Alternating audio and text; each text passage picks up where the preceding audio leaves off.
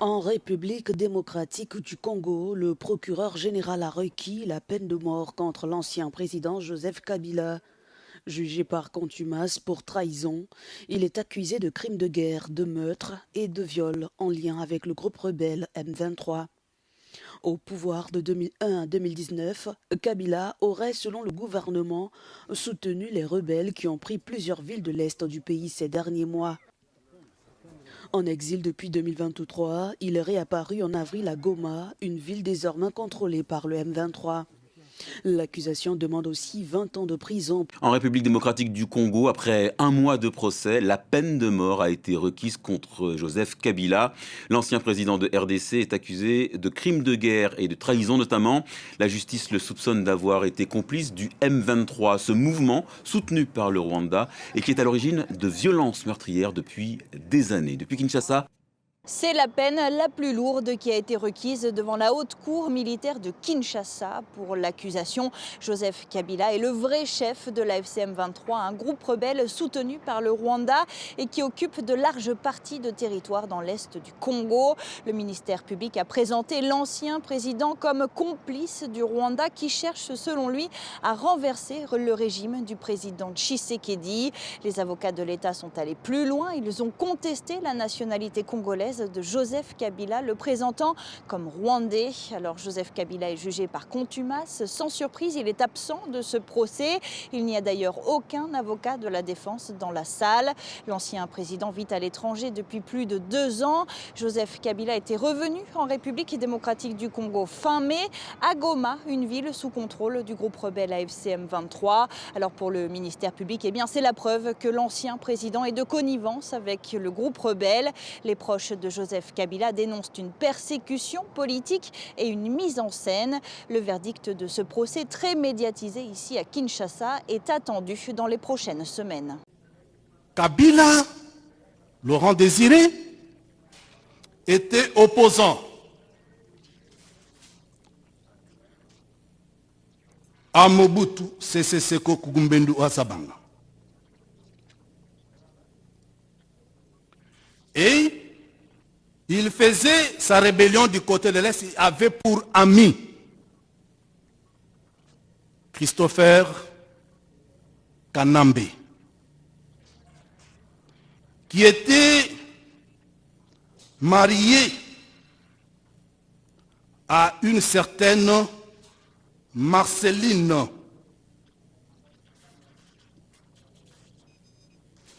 Et il est arrivé que ce couple, Christopher et Marceline, ont eu 3 enfants, dont le jumeau, 2 jumeaux.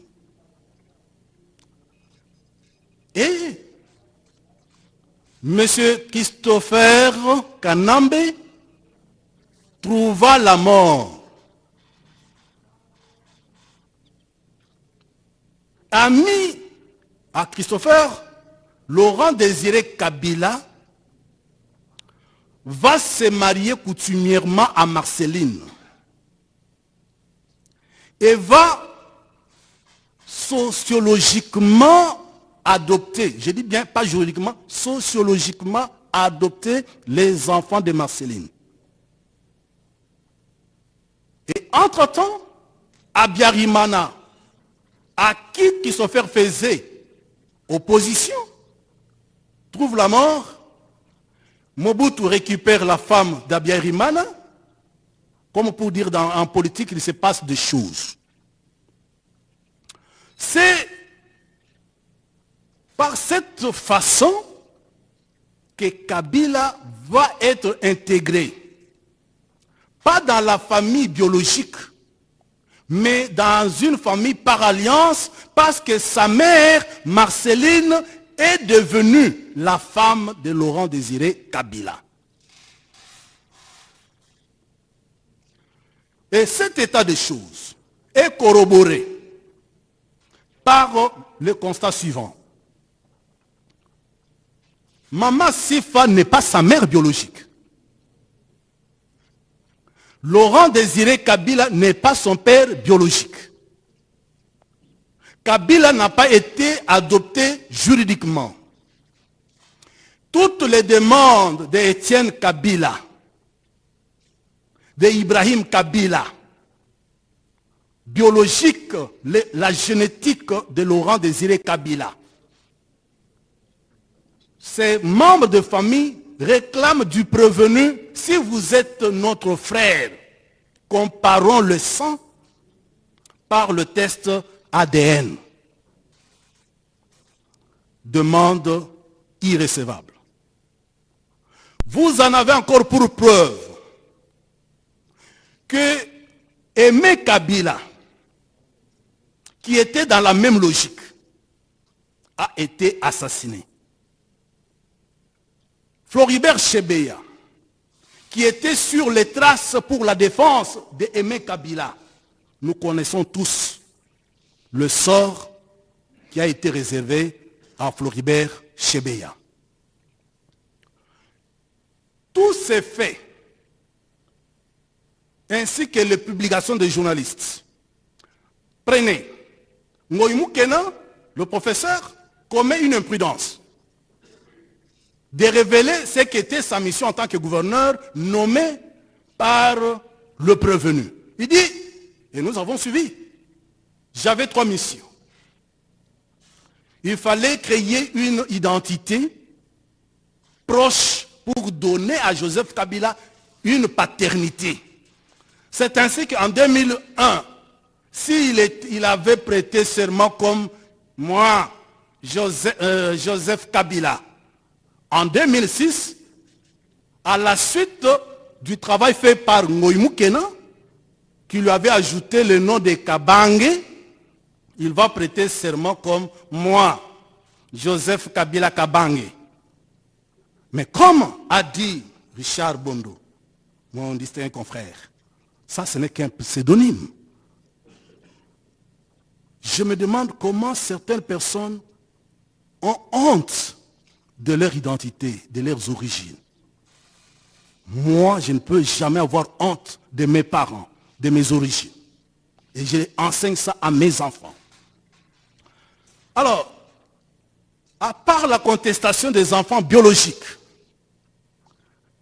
de Laurent Désiré Kabila, Sifa est là, et personne n'a jamais dit que c'était sa mère. Revenons sur les révélations de Ngoïmou Kena. Ngoïmou Kena dit que c'est une mission réalisée. Mais regardez un peu, quand Maître Bondo développe la théorie des pseudonymes, il a raison. Parce que dans tous les 3 éléments qui composent l'identification du prévenu, vous n'avez pas un nom propre. Vous avez le prénom chrétien. Vous avez un nom qu'il a pris de Laurent Désiré Kabila. Et vous avez un nom de circonstance de naissance. En effet, Joseph, c'est un nom biblique. Prénom, comme moi, Jean-Marie. Maintenant, il ajoute Kabila parce qu'il veut s'octroyer la paternité de Laurent Désiré Kabila. Comme moi, Ilunga, c'est mon père. Mais j'ai maintenant mon nom. C'est Kabengela. Kabange, ce n'est pas un nom propre. Kabange, ça traduit qu'il est né 2e après Kyungu. Jumeau. Donc c'est un nom commun à tous les jumeaux qui naissent en 2e position. Posons-nous la question. Alors finalement, quel est son nom? Quand vous enlevez le prénom, le nom qu'il a pris de Kabila pour faire de lui son père, et le nom de circonstance de naissance, quel est son nom? Il n'a pas de nom. C'est pour rejoindre la plaidoirie de Maître Chabondo, il garde son nom. Hippolyte Kanambe. Et pourquoi j'ai fait cette démonstration? C'est pour dire que, contrairement au ministère public, Kabila ne mérite pas d'être jugé comme Congolais pour trahison. Il mérite d'être jugé comme espion.